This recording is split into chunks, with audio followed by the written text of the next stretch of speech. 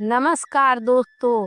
यह संवाद उस समय का है जब महाभारत का युद्ध होना निश्चित हो गया था। चारों तरफ युद्ध की ध्वनियां आसमान में गूंज रही थीं। इन ध्वनियों के बीच दुर्योधन, शकुनी और दुशासन अंगराज कर्ण से मिलने उनके महल में गए। क्रोध से भरे हुए कर्ण अपने महल में बैठे भीष्म द्वारा अपने अपमान के बारे में सोच रहे थे कि तभी शकुनी दुर्योधन दुशासन के साथ कर्ण के महल में प्रवेश करे। दुर्योधन को देख कर्ण उनसे पूछे, इतनी रात गए कैसे आना हुआ मित्र?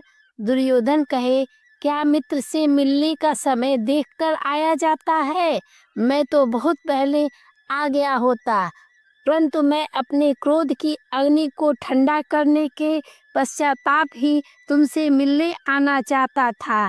मैं तुमसे क्षमा चाहता हूँ मित्र। यह सुन कर्ण ने पूछा, क्षमा? वो किस बात के लिए मित्र? दुर्योधन ने कहा, आज राजसभा में पितामह ने जो तुम्हारा अपमान किया है उसके लिए मैं तुमसे क्षमा चाहता हूँ मित्र। इस पर कर्ण ने कहा, अपमान से तो मेरा पुराना नाता है मित्र, और वैसे भी यदि किसी सूत पुत्र को सूत पुत्र कह दिया जाए तो इसमें अपमान कैसा? अपमान तो उन्होंने तुम्हारा और दुशासन का किया है, परंतु हे मित्र, वो तुम्हारे पितामह हैं। तुम लोगों से वह कुछ भी कहने का अधिकार रखते हैं। पर मित्र, मैं कर्ण हूँ।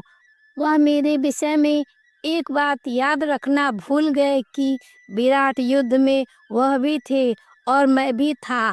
वह मैं ही था जिसके 13 बाणों ने उनके प्रिय गांडीवधारी अर्जुन को भेद कर रख दिया था, किंतु उन्हें केवल मेरे ही घाव दिखाई दिए।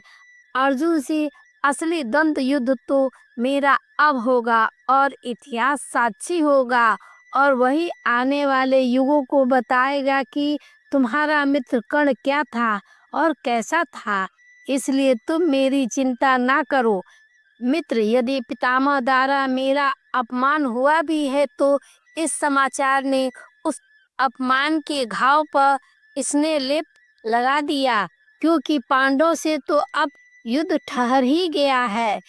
इस पर शकुनी ने कहा, मैं तो फिर भी यही कहूँगा कि युद्ध टालने में समझदारी है। यह सुन दुर्योधन क्रोधित हो गया और क्रोधित स्वर में मामा शकुनी से कहा, मामा श्री, अब आप कुछ नहीं बोलेंगे। युद्ध आपका कार्य क्षेत्र नहीं है। आपके षड्यंत्रों के कारण हम लोग भारत के इतिहास को मुंह दिखाने योग्य नहीं रहे। युद्ध अब निश्चित है और अब मैं योद्धाओं की तरह युद्ध लड़ना चाहता हूँ। यह सुन शकुनी ने कहा, अरे भांजे, मैं तो युद्ध को इसलिए टाल रहा था कि पांडवों को हराने का केवल एक उपाय है कि तुम युद्ध से पहले वासुदेव को अपने पक्ष में कर लो, परंतु तुम यह उपाय नहीं करोगे क्योंकि तुम्हारा अहंकार तुम्हें किसी के आगे हाथ फैलाने की आज्ञा नहीं देता है। यह सुन दुर्योधन क्रोधित स्वर में बोला, मैं किसी के आगे हाथ नहीं फैलाऊंगा। तब शकुनी ने कहा, जीजाश्री ने ठीक ही कहा था कि पराजय तुम्हारे दुर्भाग्य में है और यह दुर्भाग्य तुम्हें स्वीकार करना ही पड़ेगा। यह सुन कर्ण क्रोधित स्वर में शकुनी से बोला, मामा श्री, जब तक यह राधे कर्ण जीवित है तब तक मेरे मित्र दुर्योधन की पराजय असंभव है। दुर्योधन की ओर आने वाले हर बाण को पहले इस राधे की छाती को भेदना होगा।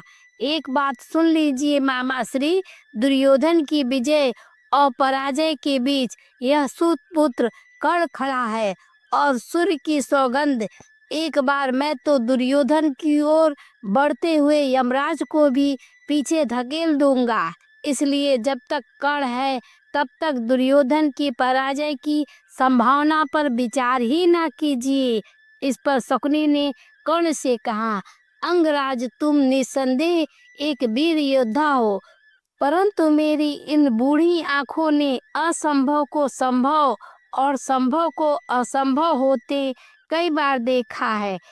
इसलिए यदि यह युद्ध दुर्योधन जीतना चाहता है तो स्वयं इसे जाकर वासुदेव से सहायता मांगनी ही पड़ेगी। यदुवंशी बड़े शक्तिशाली हैं और उनकी सेना भारत वंश की सबसे उत्तम सेना है।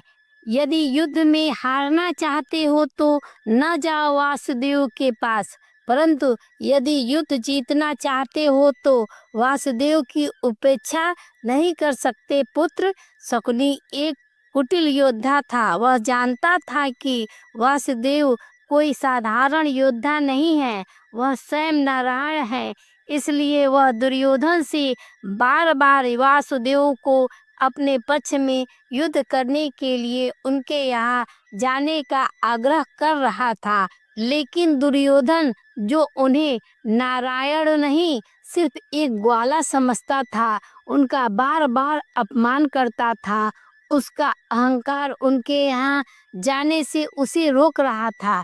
परंतु शकुनी के बार बार समझाने पर दुर्योधन वासुदेव के यहाँ चले गए। परंतु कर्ण दुर्योधन को वासुदेव के यहाँ जाने पर सहमत नहीं थे। उसने शकुनी से कहा, मामाश्री, योद्धा युद्ध अपने बाहुबल और साहस से जीतता है, योद्धाओं के भीड़ से नहीं। तो मित्रों, यह था कर्ण और शकुनी के बीच हुआ आखिरी संवाद। फिर शकुनी के समझाने पर दुर्योधन वासुदेव के पास चले गए। दोस्तों, उम्मीद है यह वीडियो आपको पसंद आई होगी। याद रखें, आपकी छोटी सी मदद हमारे लिए बहुत मायने रखती है। इसलिए इस चैनल को सब्सक्राइब करके वीडियो को लाइक ज़रूर करें और अपने विचार कमेंट में ज़रूर बताएं। फिर मिलेंगे एक नए वीडियो में। वीडियो देखने के लिए धन्यवाद।